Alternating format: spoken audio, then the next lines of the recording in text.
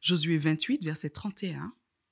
Les Israélites servirent le Seigneur durant toute la vie de Josué et après sa mort, tant que vécurent les anciens qui avaient vu les œuvres accomplies par le Seigneur en faveur d'Israël.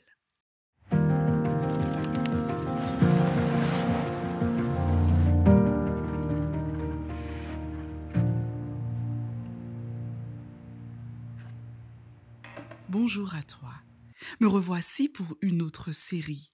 Cette fois-ci, je te propose de parcourir le livre des Juges afin d'en tirer des leçons matinales. Josué, le leader spirituel et militaire de la nation israélite, s'est éteint. Les anciens qui le côtoyèrent et étaient ralliés à sa cause trépassent l'un après l'autre. La nation possède encore de leur vivant une spiritualité optimale. Elle a fait alliance avec Dieu et a conquis en partie le pays. Il reste encore beaucoup à faire, d'autres territoires à vaincre, mais pas de quoi s'inquiéter. Tout se fera en temps et en heure. Mais ne voilà-t-il pas que les derniers leaders ont tous disparu?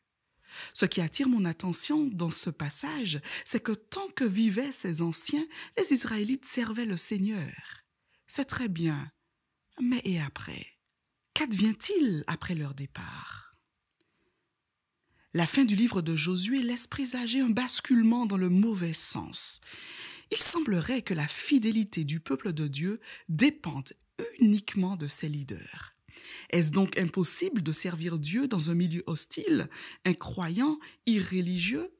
Est-ce utopique d'avoir des chrétiens fidèles qui le demeurent même après la disparition ou l'abandon de la foi de leur leader spirituel? Est-ce inimaginable de voir un jeune continuer à servir Dieu loin de ses parents ou de ses pères? C'est alors que le livre des Juges apparaît. Dieu, plutôt que d'être insensible et d'abandonner le peuple à son sort, fera intervenir une brochette de héros libérateurs. Ces juges, remplis d'un souffle divin, délivreront l'un à la suite de l'autre Israël de ses ennemis. Ils le feront chacun à sa manière, avec ses atouts propres, compréhensions et limites. Mais la question demeure. Si tout mon système de valeurs s'effondre tout autour de moi, vais-je rester fidèle à mes croyances, à ma foi? Si tous les référents spirituels que je connais viennent à manquer à l'appel, jusqu'à quel point serai-je loyal à mon Dieu? Un proverbe martiniquais dit « c'est si l'on vent la tchépoule penchée ».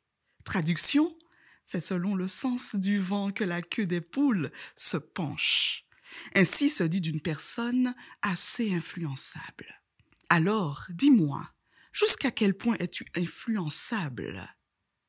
Mon conseil du jour, enracine-toi en Dieu et non en l'humain, car la Bible dit « Malheur à l'homme qui se confie en l'homme ».